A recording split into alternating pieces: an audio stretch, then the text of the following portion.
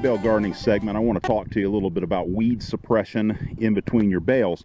Now, I have a pretty extensive garden. It's a good 55 or so feet wide, 35 feet deep. I have 84 bales that I'm growing in, and I spend $3 a bale on 20 extra bales just to use for bedding on the floor of the garden. That's $60 out of my pocket. Now, you may not all have the disposable income to do that, but I do, and because I do, I consider it well worth the value. You can see that I'm just using a big deep wheelbarrow here. I put 2 bales in at a time. I wheel it over here to where I'm working at, and all the open ground between my bales. You see I've got 3 9-bale rows. I have the strawberry towers back there. I have a little knee wall running across the back and all the way down the far side. I have 20 bales around the 2 legs of that tower, or whatever you want to call it, tunnel trellis that's made out of cattle panel and T-posts. And then I have 4 4-bale planters, 16 bales each. So altogether, it's about, if I remember my count correctly, it's about 85 or so bales, 84, 85 bales I'm actually physically growing vegetables and fruits in. The rest of it is open ground, and I'm going to show you here. You can see this open ground here. You can see weeds that have sprung up this spring. Now, I had almost no weeds all year long in the garden with this hay barrier I'm laying down, but of course that's rotted down and become compost. Now I have some early spring weeds and grasses trying to pop up. Now, I could come in here and I could spray all this with Roundup, easy enough to do, but with all of the negative information coming out about the glycol-based herbicides, I just really don't want to put that on my soil. Even though I'm growing above the soil in the bales, I may want to grow in that soil one day. Plus, I'm on a well out here and I'm drinking the water that perks down through this soil. I don't want to put that on my soil if I don't have to. I don't want to use any other form of herbicide either. I've found that if you take either hay or straw, and I know you hear opinions on both sides. I'm telling you, I do this every year. I've used hay in between my rows. Even when I grew in the dirt, I still used hay to suppress weed in between the rows. So between gardening in the ground and gardening and hay bale gardening for about 8 or 9 years, I've been spending the extra money to put hay down in between my rows. And I'm telling you, I don't care whether you use grass seed, oat hay. I used oat hay one year. Somebody grew oat hay out here, couldn't find a market for it, baled it up cheap, sold it to the local farm wholesaler. He couldn't find anybody to buy it, and I bought it for $2 a bale. And he said, I don't know if it's going to be any good for your garden. It's full of oat seed. I laid it in about 4 or 5 inches to 6 inches thick, like you see there. It matted down to about 1 inch thick. I never had any of the oat seed sprout or come up out of it. Had no problems. Suppressed weeds just fine. Now you can see I have done everything from the knee wall past the tunnel trellis all the way up to the inside edge here of this 4-bale planter, and all the way back to the back. I've even made it from the inside of these all the way over to the first row of 9-bale rows where I'm going to plant my tomatoes this year over here.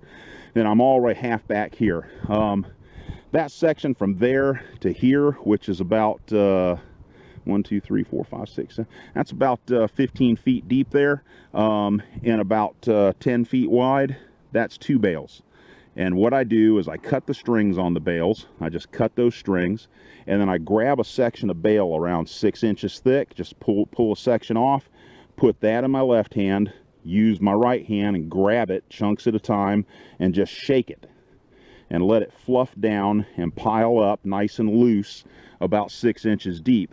Now, that hay is facing all different directions, and as gravity and moisture over the evenings and rains mat it down over the next week or so, it'll make about a 3/4 inch thick woven mat that will not let the weeds get up through it. They just literally can't.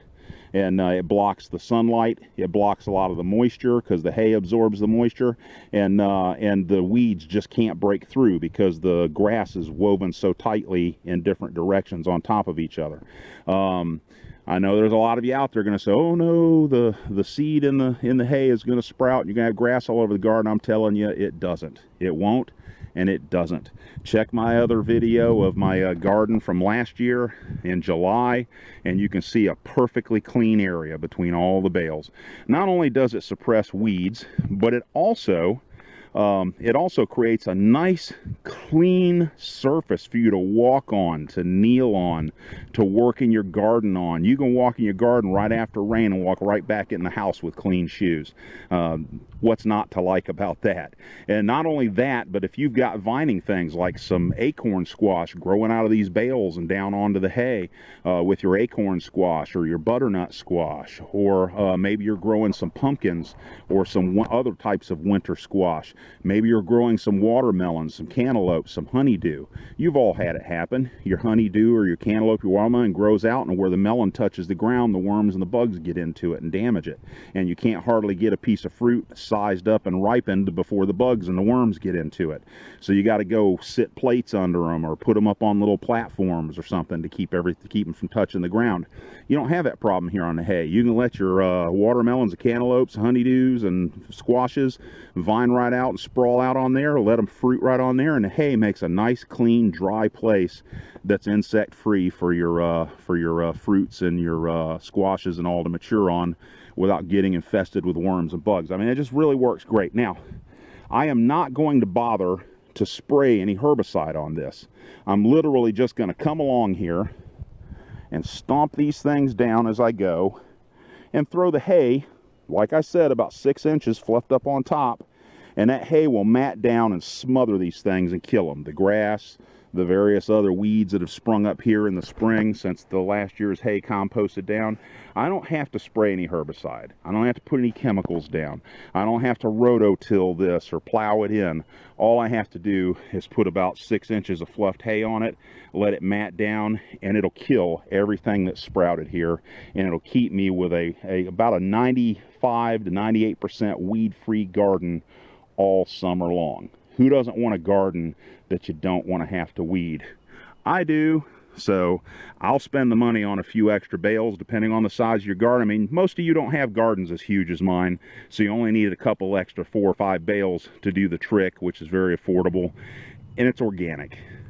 You're not putting chemicals down, you're not putting plastic down, you're not having to spend a bunch of money on plastic and other materials that you're going to throw away at the end of the season. This is a very simple, convenient method for weed suppression, and it works. Okay, I'm going to get back to taking the last 7 or 8 bales I have and bringing this out to here and filling in between those, and I'm going to be ready to start putting my nutrients on these bales and watering it in so that we can start the conditioning process. So we'll be ready to start planting in this hay bale garden again this year in about 10 to 14 days.